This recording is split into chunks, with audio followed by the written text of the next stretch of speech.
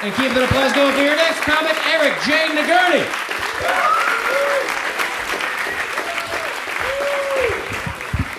Hey folks, good evening. My name is Eric J. Nagurney. This is my voice. This is what I sound like. And if you ask me, I think I sound cool and smart. But someone once told me that I sound like a hipster version of Forrest Gump. I don't know what to do with that information.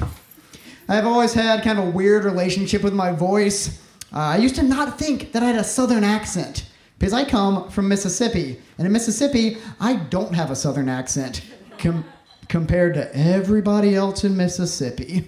Compared to everyone in Mississippi, I sound like Bernie fucking Sanders. The first time everyone back home saw Bernie Sanders, they just said, "Oh my God, Eric looks terrible."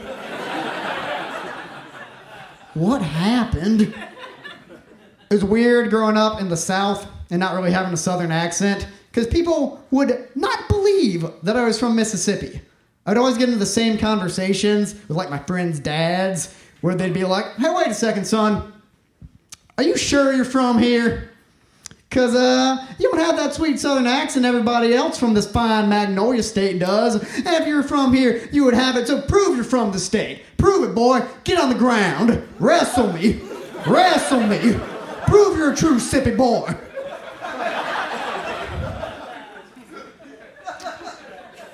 And then I moved here, and I started having different conversations.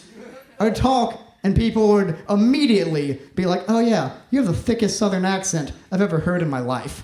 You sound like a mix between Jeff Foxworthy and a big bowl of grits.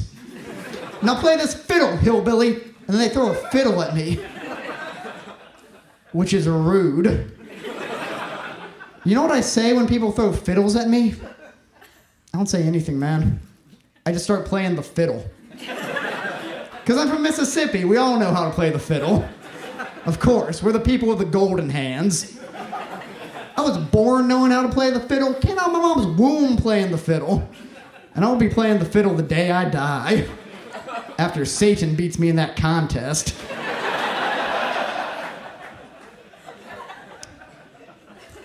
Anywho. You folks think rich people ever look at their bank account and just go, "Well, that is ridiculous"?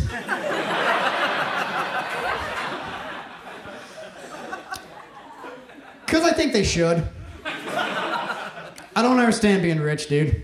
I'm not rich. I don't get it. That's an abstract concept to me. Some people have $1 million. I don't think so. Money numbers don't go that high. Get out of here with that $1 million, kid from the movie Blank Check. I wish I had $1 million, man. That'd be great. I wish I had $500,000. I did the math the other day. Found out if I had $500,000, I could pay my rent for the next 59 years.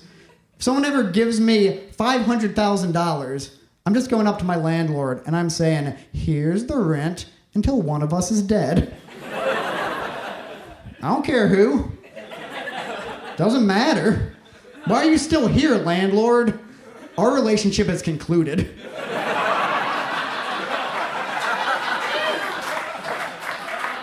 I'm gonna be in this studio apartment for the next 6 decades, lifting weights and raising baby goats, setting off firecrackers and shooting bullets into a recliner.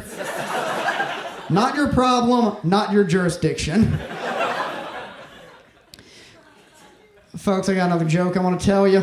And this joke comes with a bit of a disclaimer. It is a weird joke. It is a very strange joke. Some people say it is too weird, but I like telling it. Because here's the thing. It's my girlfriend's favorite joke. She loves it. She thinks it's the best. So if you guys don't like it, that's fine. But maybe the problem is that you just don't already love me. Like, I've done all I can at that point, you know? So here's the joke. Folks, I just got a new pet.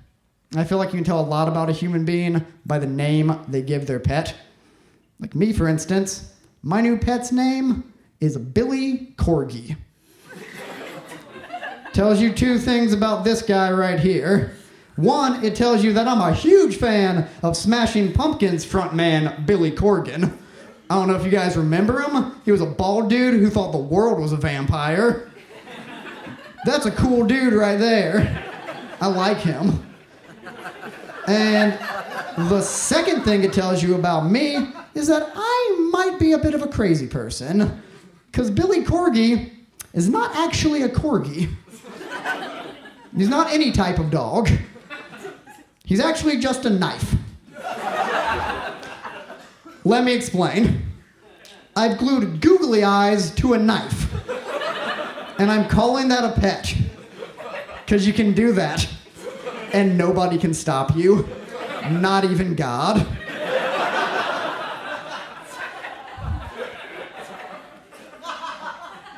And I enthusiastically recommend having a knife as a pet.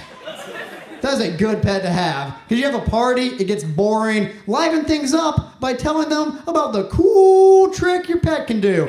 And then throwing a knife into the ceiling.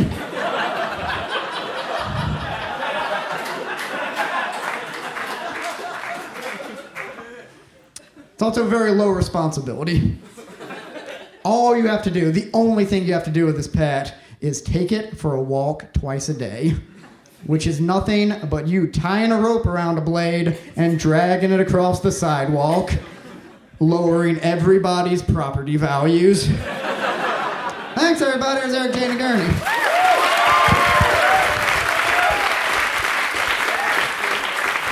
Eric J. Nagurney!